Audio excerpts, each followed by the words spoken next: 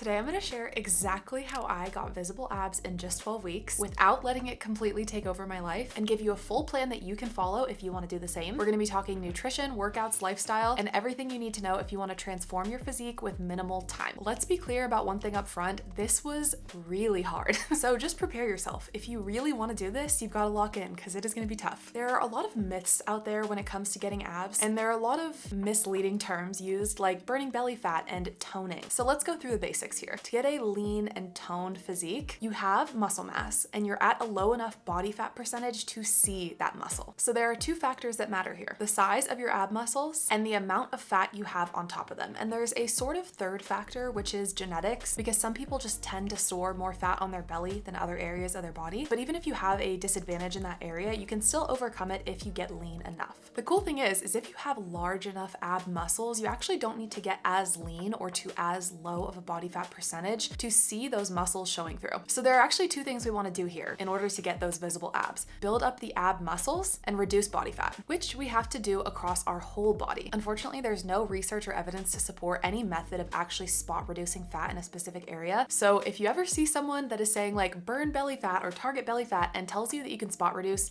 in your belly or really any region of your body, I would be highly suspicious of that person's approach, because as of right now, there's no scientific evidence to support that. First thing we need to do is make a plan. We need to chat timelines here. So I was able to achieve this in 90 days, but fat loss can be slow. It's something that's so personal and really can be different for everyone. If you have a similar starting physique to mine, then you may be able to accomplish getting visible abs in a similar timeline. And I will link my vlogs documenting the whole journey of getting visible abs down below in case you want to check that out and see how I progressed over time and what I learned, some of the workouts I did and recipes I used and whatnot. But depending on your starting point, let's say you maybe have 30, 50, or 100 pounds to lose, of course, that is going to be nearly impossible to do in such a short timeline. But my biggest piece of advice and encouragement is to be patient. I started my fat loss journey over a year and a half ago, and I really had to lose those first 25 pounds to even get to a point where I could start thinking about trying to get that visible ab definition, because before then I was just at too high of a body fat percentage to be able to see that. I wish I could tell you there was a workout you could do or some kind of magic pill or something that you could use to just snap your fingers and get abs quickly, but unfortunately for many of us, it's a long process. So my biggest tip would be to be patient and not give up on yourself. A year and a half ago right now, I could have never imagined the physique I've been able to get to and the level of fitness and just how great I feel in my body. Starting can be so difficult, but trust me, it is so worth it. Okay, now that we've established that the timelines are really gonna look different for everybody, it may take you 90 days, it may even be quicker for you, or it may take longer. Either way, if this is something that you are committed to and you're just able to stay consistent, you will be able to get there, I promise you. Let's get into the how and chat about body fat percentage and calories. This approach is for anyone who has a good relationship with food and would be comfortable tracking or generally monitoring their calories, or at least having that awareness. So thinking about body fat, I like to use this more as a point of reference, because at the start I was so confused about how long it could possibly take me to get visible abs. Was that even something that was possible for me? Was it gonna take me 6 months? Was it gonna take me years? It's very confusing. I found it so helpful to do some estimations to get a general idea of how long it might take me, because at least then I had a ballpark and it was a little bit easier to continue showing up every day when I knew there was an end in sight, even though the exact end date will depend on a lot of factors. On average, women tend to pretty consistently see visible ab definition at or below 20% body fat. This will vary a lot from person to person. When I started my challenge about 12 weeks ago, I was personally at around an estimated 24% body fat, and I'm now estimated at a little bit under 20%, so this guideline did hold true for me personally. Since probably 99% of people watching this video will need to lose some body fat in order to get that visible ab definition, let's chat a little bit about fat loss. If you are already quite lean or at a low body fat percentage and you just want to focus on the actual size of your abs, then check the timestamps down below and you can skip to the next section where we talk about resistance training for your abs. Now, you can get really fancy here and do a ton of math about the exact body fat percentage you want to get to and how much that translates to in body weight and how much body weight you want to lose per week. And then you can work backwards to calculate your calories. And I really think that is something that is best done with a one-on-one trainer or a coach. So I really hate to give generalized equations here that could be unsafe or harmful for people to use, but a general guideline I feel much more comfortable giving you is pretty safe calorie deficit range, which is 10 to 20% from maintenance. First thing we need to know, of course, is our basal metabolic rate, BMR, otherwise known as our maintenance calories, or this is the amount of calories that we can eat without gaining or losing any weight. I like to use the Mueller equation to calculate this, which I will link down below, but if you want a super quick, easy calculator, I will also link that down below because I know some people don't love doing the math themselves. So once we have our maintenance calories, we're gonna take that number and reduce it by 10 to 20%. So let's say you're maintaining at 2,000 calories a day. So if you wanted to do a 20% deficit, you would take 2,000, you would multiply it by 0.8 or reducing it by 20%, which would give you 1,600 calories per day. So this 10 to 20% range is really a perfect, beautiful middle point where it's sustainable and healthy and long lasting, so you're not going too fast, but also it's enough of a deficit that you're actually going to see those results that you want, and you will be able to actually lose weight if you stick to it.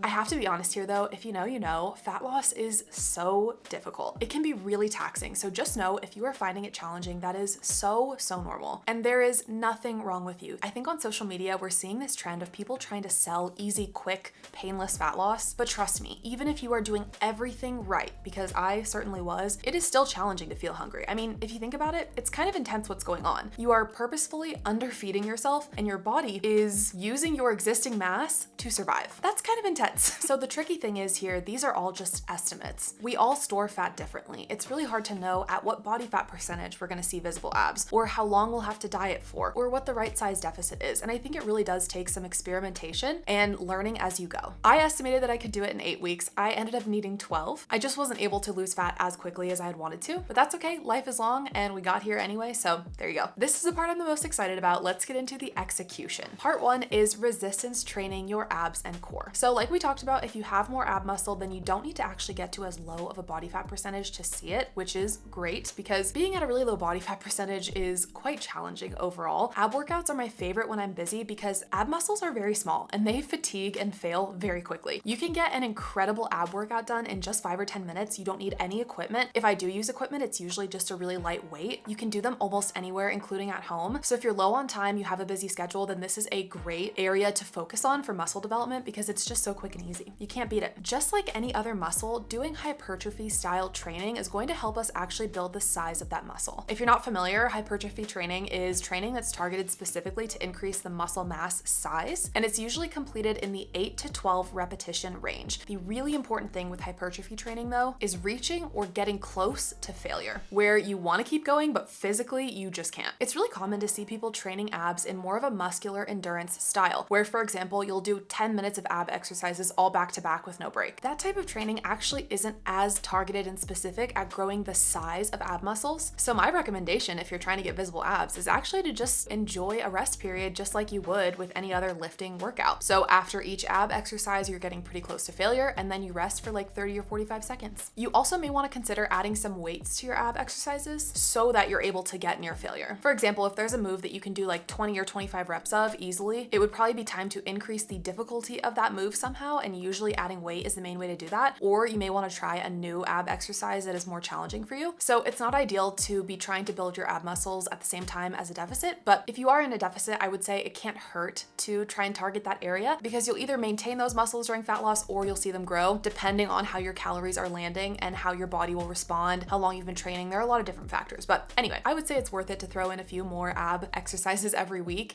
even if you are in a deficit, but just understand the best way to build muscle is of course in a caloric surplus. Part 2 of execution is going to be fat loss. So we talked about the calorie targets earlier and how to figure those out. And once you have your calorie target, it is just a game of trying to find ways to stick to that target, because trust me, it is not just as simple as weighing your food and seeing the numbers on the screen. It is really challenging to feel that hunger. You're missing a little bit of satisfaction. It can be really tough. So there are 3 food groups that I like to prioritize during fat loss to avoid legitimately losing my mind. Protein, fiber, and low calorie, high volume foods. So protein and fiber help keep you fuller for longer, and low calorie, high volume foods just give you a little bit more bang for your buck. So when I'm busy traveling or I'm low on time in general, I love to keep snacks on hand that fit one of or multiple of those 3 categories. Some of my favorites are the Quest protein chips, the legendary sweet rolls, and protein pastries are both really good. I do protein shakes. I also have the Legion Whey Plus protein powder. It's my favorite one that I've tried. I like to add that to smoothies, oatmeal, just like anywhere that I can. And I also make a Ninja creamy ice cream base every night using that protein, and it's my favorite part of my entire day is making my Ninja Creami. I also love protein yogurt, so like Greek yogurts or protein fortified yogurt, and popcorn. Popcorn is one of the most incredible foods. You can have so much of it for pretty low calories. I also love to stock my house with fruits and veggies, and I like to actually food prep those in advance. This helps me to save time, and it also makes it just easier and more accessible to reach for those healthier food options. So for example, on Sundays after I go grocery shopping, I love to like wash,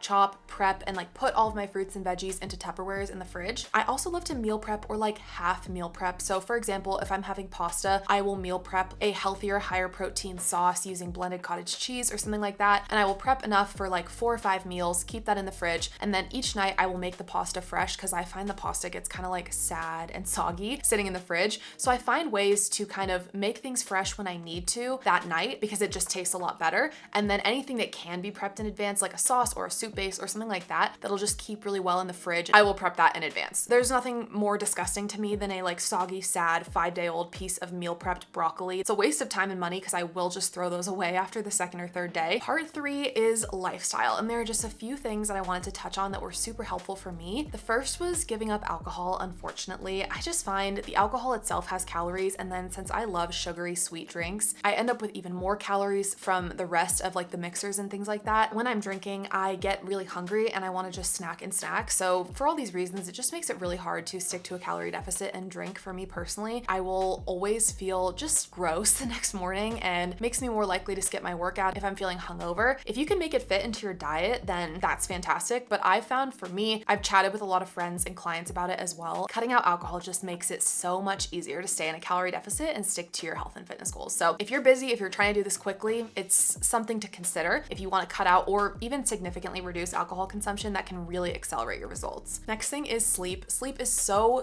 important, not necessarily for the fat loss itself, but more so for your ability to stick to your workouts and to your nutrition plan. If you are low on sleep and feeling exhausted, I at least tend to feel 10 times hungrier than I would normally, and I feel like I'm just snacking and eating all day to try and keep myself awake and keep myself going. The most impactful thing I did for both my productivity and my work, but also just for my ability to stick to my health and fitness goals, was starting to prioritize 8 hours of sleep every single night. Everyone needs a different amount, so it's really important to experiment and find what works for you. But if you can just get to bed a half hour, an hour earlier every night, it can make a huge difference on your ability to get through the day feeling energized and be able to put your body through this kind of like strenuous process of like reducing your calories, adding these workouts in, and training hard, working on your fitness and physique. The last thing is so important, both for I found fat loss goals and being in a calorie deficit, but also just overall health, focus, energy levels, hydration. I like to shoot for about 80 to 100 ounces of water a day. That seems like a lot, but that's really what most American adults should be shooting for, especially if you're active and working out. Being properly hydrated, drinking enough water has been shown to improve both mental and physical performance significantly. It is so easy, it's so cheap. The only annoying thing is that you have to go pee a lot, but there are worse things that could happen in life. The other really amazing thing is that if you're drinking lots of water during your meals, I found that that really helps me to feel fuller and more satisfied when I'm eating less calories, because that water kind of like fills up your stomach along with the food. Obviously, it's not going to give you lasting energy, it's just water, but it really does help with those feelings of hunger and like a lack of satisfaction during fat loss, which is really common. So I also love adding in sparkling waters and 0-calorie sodas and things like that, because the carbonation also tends to fill up your stomach. I don't know, if you're hearing these tips and you're like, wow, that sounds awful, it's because it is. It's because fat loss is kind of brutal sometimes. If you enjoyed this video, I think you would love my video on unfiltered big sister tips for fat loss. I share tons more tips for fat loss and sticking to a calorie deficit, even some stuff that's a little bit unhinged, honestly. If you want to get fit and lose fat, even with a busy schedule with minimal time, make sure to subscribe. I upload new videos every week. My goal is to make health and fitness accessible to everyone, especially the girls who have a busy schedule, they're on a time crunch, whether you're in college or working full time, maybe you do shift work, whatever it is, I want to make sure that you are covered. I feel like there's so much health and fitness content out there that would require hours and hours in the gym and meal prepping and just so much time and energy invested. So I want to make it accessible and easy, something you can seamlessly fit into your existing lifestyle. I think everyone deserves to look and feel their absolute best. Thank you so much for watching, and I will see you next time.